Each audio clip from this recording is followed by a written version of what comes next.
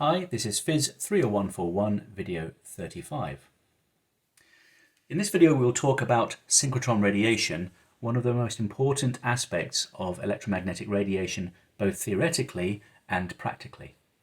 So we saw in the previous video that if I have a charge which is moving in a uniform magnetic field, so we say here B is pointing into the page, if we have a charge moving in a uniform magnetic field, it will execute motion with an orbital frequency, the cyclotron frequency, given by EB over m, where E is the charge, usually the electronic charge for protons and electrons, and m is the mass of the particle. And this is known variously as the Larmor frequency, or the cyclotron frequency, or also the gyro frequency, depending on the groups of people who are talking about it. And this frequency is independent of the velocity of the charges. However, that's not quite true, because if the charges become relativistic, then m starts to increase.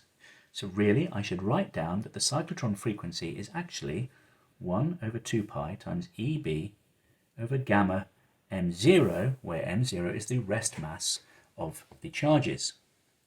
So as the charges become faster, when gamma becomes larger than 1, the cyclotron frequency falls. Now, in a cyclotron, in that device that's used to accelerate protons to large energies, as the protons gain in energy, their radius increases. Remember, we had our rigidity equation, Br equals P over Q. So as P rises, so does R in a constant field, and the cyclotron frequency falls. We can correct for that by matching the magnetic field so that the cyclotron frequency balances out for the effect of rising gamma. So as gamma increases, we increase the magnetic field at larger radii so that we can maintain a constant cyclotron frequency. So this is what is known as the isochronous cyclotron. Isochronous meaning similar times. So we can fix that for many energies as long as gamma does not rise too far that we can't make a sufficiently large magnetic field. And in practical cases, that means gamma is limited to something like about 1.3. So that's not very fast. That's not particularly relativistic, but it is a real effect. Now let's look at the difference how much does gamma change as I change the kinetic energy of my two favorite particles.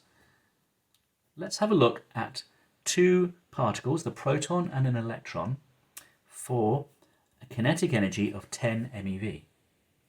We see, as we did for our previous video, that if it's a proton with a kinetic energy of 10 MeV, that's much less than the rest mass, so gamma is about 1.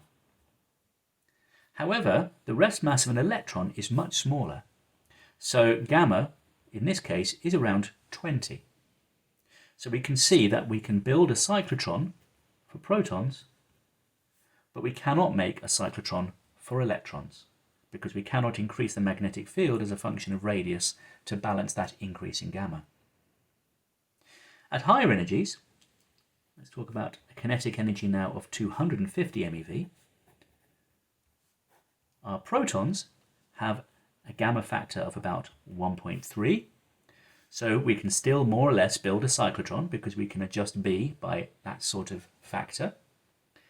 Now electrons are completely different. Their gamma has risen to about 500.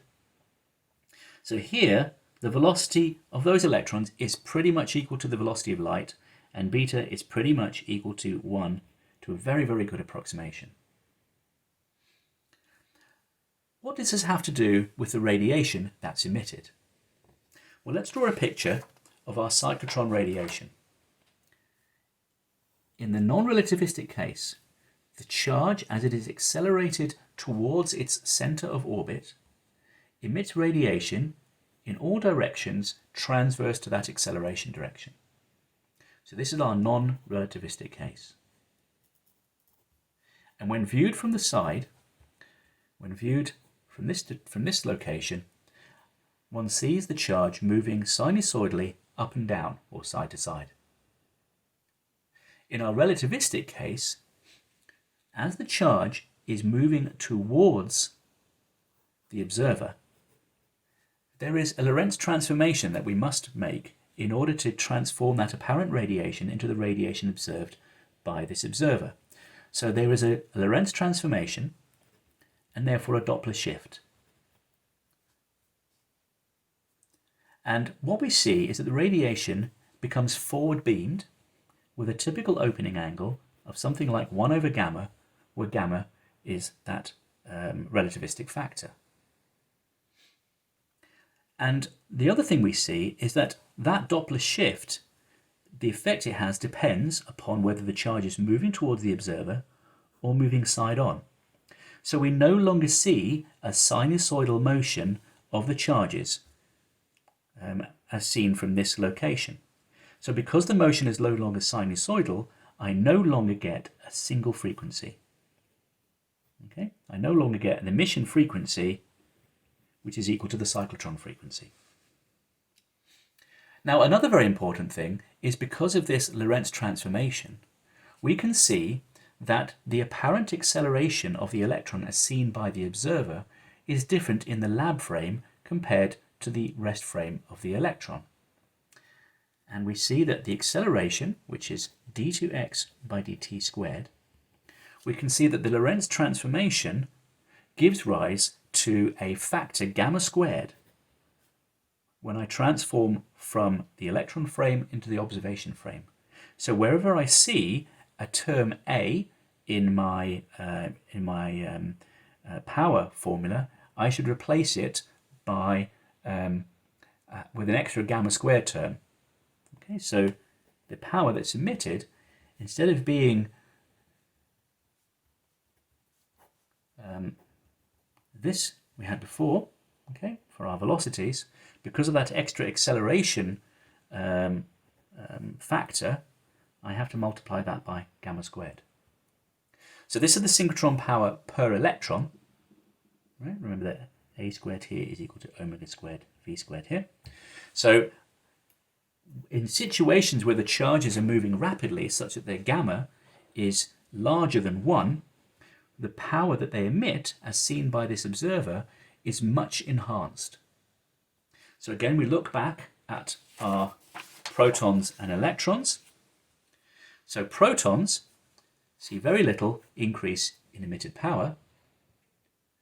But what we see for electrons is that the power is proportional to gamma to the 4th.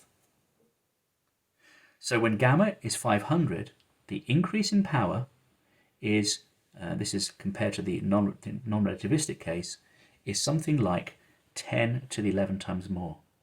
This is an absolutely vast increase in the power. So you can see that relativistically moving charges which have a large gamma factor emit much more radiation than non-relativistically moving charges. And we also see that the spectral properties are different. Synchrotron radiation is no longer emitted with a single frequency. And we also see why it is we use electrons. Electrons with the same kinetic energy as protons emit far more radiation because they have a smaller mass.